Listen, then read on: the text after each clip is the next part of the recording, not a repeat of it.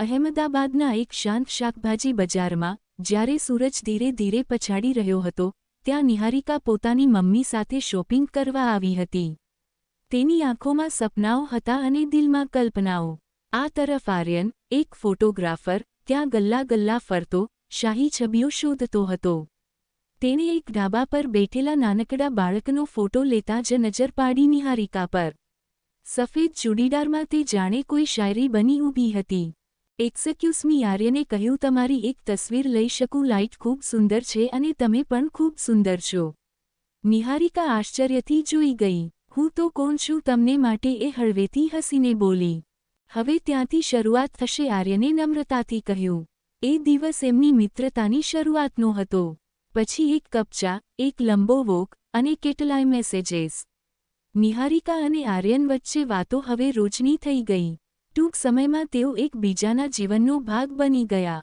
નિહારિકા કોલેજના અંતિમ વર્ષમાં હતી જ્યારે આર્યન પોતાનો ફોટોગ્રાફીનો સ્ટુડિયો શરૂ કરવાનો વિચાર કરતો હતો. એક સાંજે રિવરફ્રન્ટ પાસેની બેસતી પર તેઓ બેઠા હતા.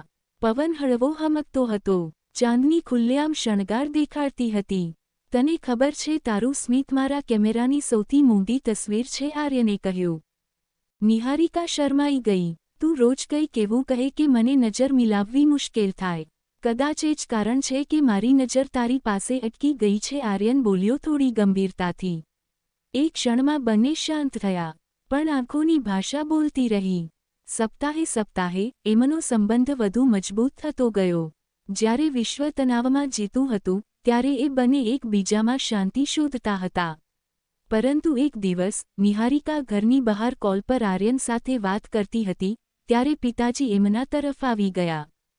કોઈ ખાસ છે તારો માટે? તેમણે પૂછ્યું. નિહારિકા નીરવ રહી ગઈ.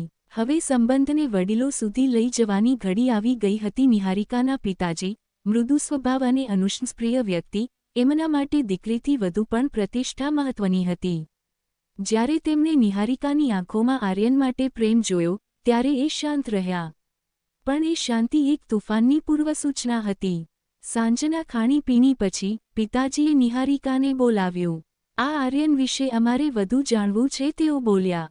અમે બસ વાત કરીએ છીએ પપ્પા. પણ હા, મને તે ગમે છે, નિહારિકાએ ધીરજથી કહ્યું. પિતાજી ગુડ પર શાંત રહ્યા. પછી બોલ્યા, એના ઘરના લોકો કોણ છે? ધાર્મિક રીતે, સમાજના દૃષ્ટિકોણથી બધું વિચાર્યું છે? નિહારિકા આ પ્રશ્ન માટે તૈયાર ન હતી. તેણે આજ સુધી આર્યનને જાતિ કે ધર્મથી નહીં જોયો, માત્ર દિલથી. બીજી બાજુ આર્યન પોતાના સ્ટુડિયો માટે કમાણી વધારવા મિથિલ નામના મિત્ર સાથે નવી પ્રોજેક્ટ શરૂ કરી રહ્યો હતો. પોતે સચોટ રીતે વ્યસ્ત હતો પણ નિહારિકાની હંમેશા ચિંતા કરતો. એ સાંજે નિહારિકાનો મેસેજ આવ્યો. હું ડરી ગઈ છું આર્યન. મમ્મી પપ્પા તને સ્વીકારી શકે એમ નથી લાગે. આ વાંચી આર્યન એક ક્ષણ માટે નિર્જીવ થયો. પણ તરત તેણે લખ્યું, પ્રીત એવું વાવેતર છે જેને જો સાચવીએ તો વહારે બધું આવે. હું લડીશ તારા માટે. આ સાંજ આર્યન માટે અસામાન્ય હતી. તેણે પોતાના મનમાં સંઘર્ષ કર્યો. શું પ્રેમ એ તત્વ છે જે દરેક વિવાદથી ઉપર છે કે શું જીવનમાં ક્યારેક હકીકત પ્રેમ કરતાં વધુ ભારી પડે? નિહારિકા ઘરના વાતાવરણથી વ્યથિત હતી. પિતાજી શાંત તો હતા પણ તેમની આંખોમાં પ્રશ્નો જલતા હતા. મમ્મીએ તો સીધું કહી દીધું, ઘરનાથી વિરુદ્ધ જવાની છૂટ આપણા ઘરમાં નથી. નિહાએ સાંજ આર્યને મળવા આવી. નિહારિકા રિવરફ્રન્ટ પર એક ઘડી દુઃખભરી હતી. આ બધું છોડીને ચાલી જવાય? આર્યને પૂછ્યું. તું એવું વિચારી પણ શકે છે? નિહારિકા થોડી ઉદાસ થઈ ગઈ.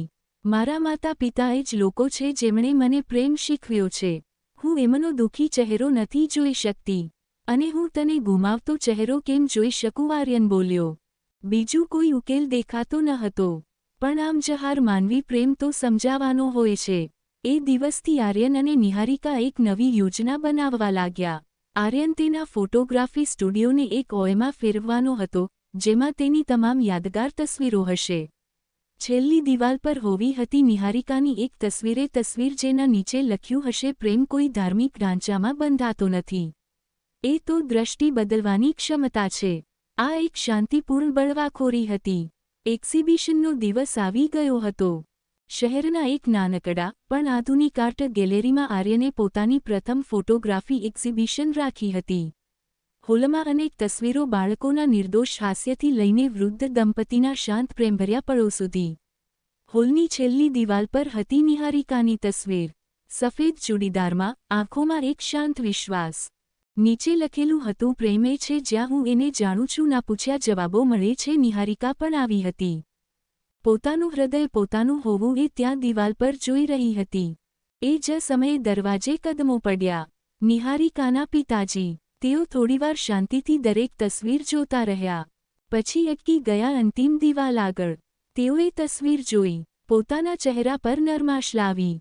પોતાના બાળપણની એક પળ યાદ આવી, કેવી રીતે એમના પિતાએ એમનો ફોટો ખેંચી રાખ્યો હતો જ્યારે તેઓ પોતાનું પહેલું સાયકલ ચલાવતા હતા.